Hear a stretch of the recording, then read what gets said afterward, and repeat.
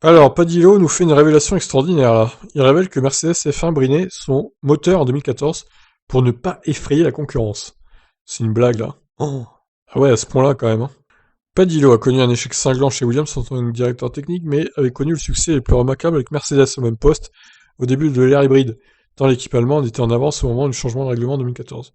En vérité, Mercedes s'écrasait tellement la concurrence, après quelques craintes initiales sur la fiabilité, que l'eau révèle que l'équipe avait dû cacher la véritable performance de son unité de puissance, PU 105B. Mercedes était ainsi soucieuse de ne pas trop alerter la FIA et la FOM sur l'ampleur de son avance, au risque de se voir imposer des contraintes réglementaires.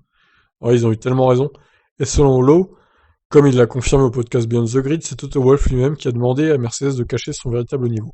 Pendant l'hiver, j'ai vu les descriptions du moteur faites par Andy Cowell. Ils ne disaient pas à tout le monde quels étaient leurs problèmes.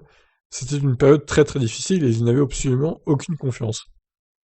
Mais je pense qu'à mesure que nous arrivions au premier test, et certainement au deuxième, il est devenu plus clair que certains autres étaient dans un désarroi vraiment désespéré. Sans mentionner de nom, sans doute Renault, par exemple, et que nous étions en assez bonne forme. Puis, nous sommes arrivés avec une autre mise à jour, lors du test de Bahreïn, qui était véritablement une pile formidable d'énergie. Cette évolution a soudainement apporté 7 ou 8 dixièmes de plus en chevaux. Oh, c'était une journée énorme.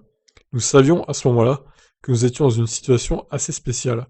C'était excitant, mais vous aviez d'autres soucis. Imaginez la scène.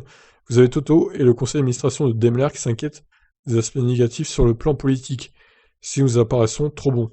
Vous avez Bernie Ecclestone qui court partout en disant que c'est un cauchemar, que ces V6 sont terribles. Eh bien, là, on pensait que chez Mercedes, que si nous avions l'air trop ridiculeusement bons, que quelque chose devrait être fait sur le sujet. Bah, ils ont eu raison, hein. Franchement, à mon avis, la FIA aurait mis son grain de sel pour les brider. Hein. Alors Mercedes a réduit sa puissance moteur sur les F1 d'Hamilton et de Nico Rosberg non seulement en Q1, en Q2, mais encore en Q3, ce qui révèle l'ampleur de l'avance de Mercedes, aujourd'hui bien évaporée. Ah, ils sont revenus les autres du coup. Le principal souci de Mercedes était alors de savoir avec quelle avance raisonnable devrions-nous signer à la pole, un vrai problème de riche. Il y avait beaucoup de tension sur le mur des stands en qualif, on ne montait jamais le moteur en régie maximale pour les Q1 et Q2. C'était une sorte de mode paresse ou de veille. Le débat était alors de savoir à quel point il fallait monter la puissance moteur pour la Q3. Toto me disait dans l'oreille, c'est trop tôt, c'est trop tôt. Je me disais, mais si on n'a pas la pole, on va passer pour une bande d'imbéciles. C'est vrai. Aussi. Alors quel chrono choisir pour faire le travail tout en sachant qu'on ne voulait pas se tromper? C'était une grande partie de la discussion du samedi après-midi. Une discussion agréable. En fait, cela a duré assez longtemps.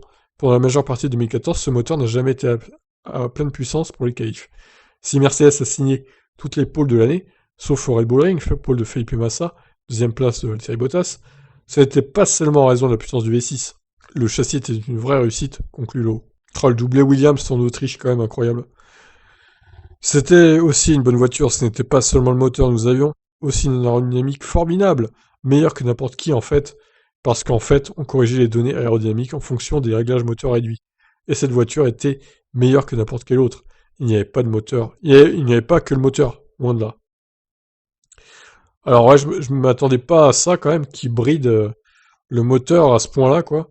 C'est dire l'avance qu'ils avaient, hein. Ils pouvaient pas perdre le championnat, c'était obligé qu'ils gagnent tout, en fait. Ils le savaient déjà, hein, qu'ils allaient tout gagner. Hein. Incroyable révélation donc de Padillo. Je vous laisse réagir dans les commentaires. Ciao.